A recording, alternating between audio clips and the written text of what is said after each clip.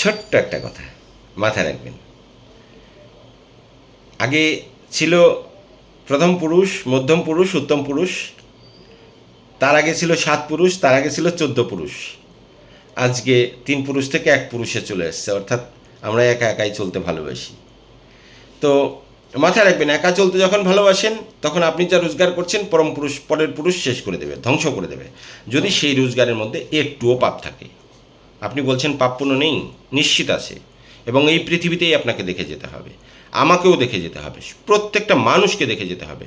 সেটা হয়তো উপরে দেখতে পারবেন না, বুঝতে পারবেন না, কিন্তু যার হচ্ছে তার অন্তরে সে বুঝতে পারছে, তার পরিবারের যে সমস্যা সে বুঝতে পারছে, এবং তার যদি বিবেক কোনো কালে, কোনো সময়, কোনো সুকর্মে একটু জাগ্রত হয়, সে বুঝতে পারবে যে কি পাপের প্রায়চিত্ত তাকে ভোগ করতে হচ্ছে। এবং সে যদি খাতা মেলাতে চায়, তার ব্রেন যদি কাজ না করে, ব্রাহ্মী শাক ব্রেনুলিয়াতেও যদি কাজ না করে, তাহলে পরে সে হয়তো বুঝতে পারবে না, মনে রাখতে পারবে না, কারণ খাতাটা তো অনেক বড়।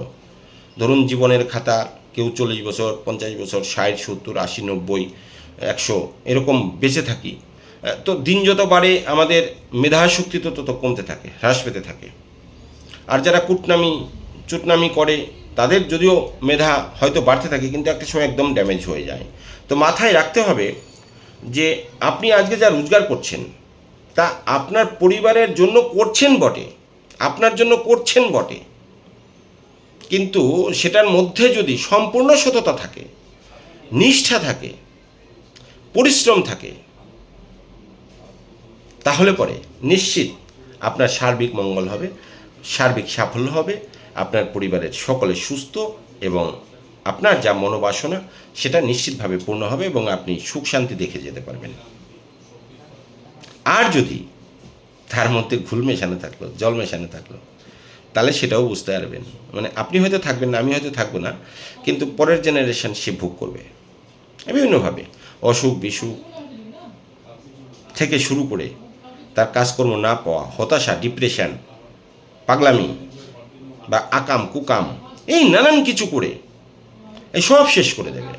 কারণ তাই যদি না হতো, আপনি চিন্তা করুন, 1000 বছর আগে, 2000, 5000 বছর আগেও মানুষ ছিল তো, তারা অনেক রাজা, জমিদার, বাদশাহ এরকম ছিল তো, তারা অনেক বড় বড় প্রাসাদ বানিয়েছে, সাম্রাজ্য দখল করেছে, তারা অনেক তাম্রলিপি গেছে, তামার যুগ গেছে, সোনার যুগ গেছে, রূপার যুগ গেছে, এখন লোহার যুগ চলছে, ঠিক আছে? তো কই, তারা তো বিল্ডিংটা ইট দিয়ে তৈরি করেছে, সোনা দিয়ে তৈরি করতে পারেনি। এত এত সাম্রাজ্য দখল করেছে, মানুষকে ঠকিয়েছে, কিছু তো করেছেই শাসন আমলে, তাই না? আমরা যখন সেই শাসনে ছিলাম, রাজ শাসনে ছিলাম, ব্রিটিশ শাসনে ছিলাম, তো করেছে তো আমাদেরকে অত্যাচার। কই, তারা কি কেউ সুখী? তারা কিছু করে রেখে যেতে পারছে? সোনার পাত দিতে পারছে? পারে নাই, কারণ তারা অনৈতিকভাবে মানুষকে ঠকিয়ে তারা সাম্রাজ্য করে তুলছিল। তারা তাদের শক্তি দিয়ে, তাদের দাপট দিয়ে, তাদের কিছু মেধাও ছিল, মেধা দিয়ে, লোভ লালসা দিয়ে তারা হয়তো দখল করেছিল, কিন্তু তার পরিণাম চিন্তা করেন। তাহলে আপনাকে মনে রাখতে হবে, আপনি হয়তো রাজা না, আপনি হয়তো রাজা কার না, আপনি হয়তো সেই শোষণকারী নন, কিন্তু আমাদের এই যে আজকের সমাজে তো পাপও ছোট্ট, আমাদের জীবনও ছোট্ট। কাজেই সেই সময় না আমাদের ভাবতে হবে। আর আপনার দিনকার যে রোজগার, আমি প্রত্যেকের কাছে অনুরোধ করব, প্রত্যেকের কাছে সেই রোজগারের অন্তত 10% টাকা সমাজের মহতি কাজে, ভালো কাজে আপনি খরচ করুন। সুন্দর যেখানে, সত্য যেখানে, এবং সেই যে আপনার 10% টাকা সমাজের মানুষের মধ্যে, সমাজের মধ্যে আপনি খরচ করবেন বা দান করবেন, সেটা যেন সর্বজন গৃহীত হয়, এবং সেটার যেন মানে ব্যানার না থাকে, ঢাকঢোল পিটিয়ে সেটা যেন না দেওয়া হয়। কারণ তাহলে পরে সেটার তো মানে ওই যে ঝাঁঝ উড়ে যায় না, কিছু কিছু জিনিসের ঝাঁঝ উড়ে যায়, দেখবেন কৌটু খুললে পরে বলে না, কৌটোটা খুলে বেশিক্ষণ রাখতে হয় না, কারণ ঝাঁজটা উড়ে যায়। সেটা জর্দার কৌটো হতে পারে, তেলের কৌটো হতে পারে, গন্ধ উড়ে যায়, মেডিসিনের কৌটো হতে পারে। সেই রকম আপনি যত দান করবেন তত আপনার পরবর্তী কালের জন্য সেটা সঞ্চয় হবে বটে, কিন্তু সেই দান যত ঢাকঢুল পিটে হবে, ওই যে স্পিড, তত গন্ধ সুগন্ধ সেটা কিন্তু উড়ে কর্পূরের মতো হাওয়া হয়ে যাবে। তার মানে কি, সেরকম আখেরে কিছু লাভ হলো না, তবে 10% দেওয়া হলো, সেটাও ভালো, সেটাও আপনার জন্য ভালো, সমাজের জন্য ভালো, দেশের জন্য ভালো, দশের জন্য ভালো। আজকে থেকে কে কে এই ব্রত নিলেন যে অন্তত সারাদিনের রোজগার তার 10% টাকা আপনি প্রতিদিনও দান করতে পারেন, সাপ্তাহিক দান করতে পারেন, বা মাসিক, ত্রৈমাসিক বা বাৎসরিক হিসেবে আপনি সেই টাকাটা জমিয়ে রেখে সমাজের মধ্যে সেবার কাজে লাগাতে পারেন। দান ধ্যান, দুস্থ ছাত্রছাত্রী, মানুষ, ক্ষুধার্ত, অন্নহীন,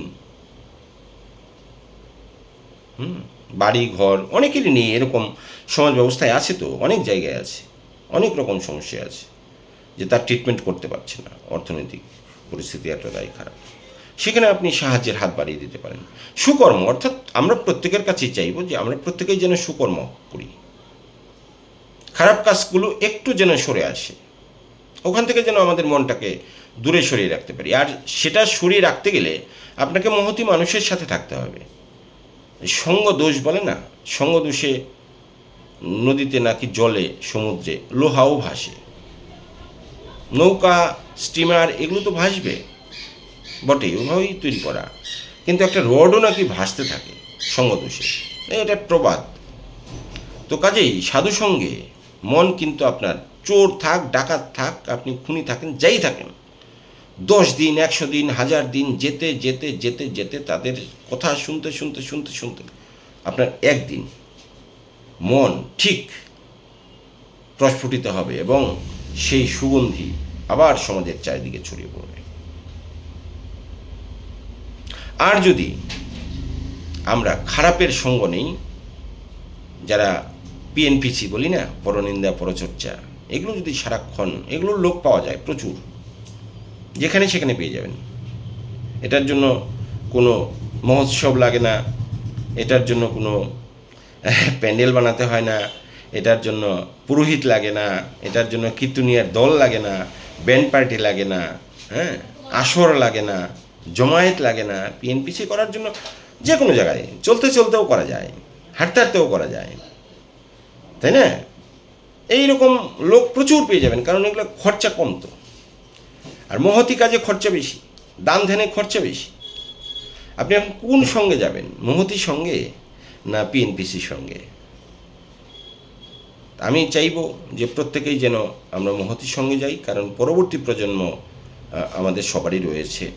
আমরা সমাজটাকে অনেক বেশি সুন্দর চাই, স্বচ্ছ চাই, নির্মল চাই, এবং এই সমাজ যাতে